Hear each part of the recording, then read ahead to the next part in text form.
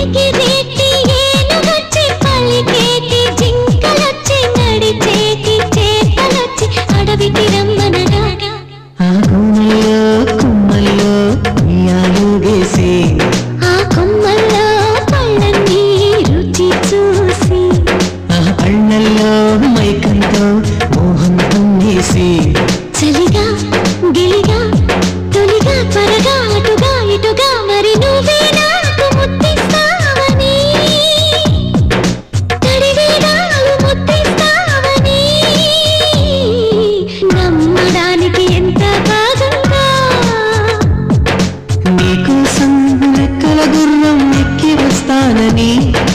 అరడపు దీనికి నిన్నే నేను తీసుకెళ్తానని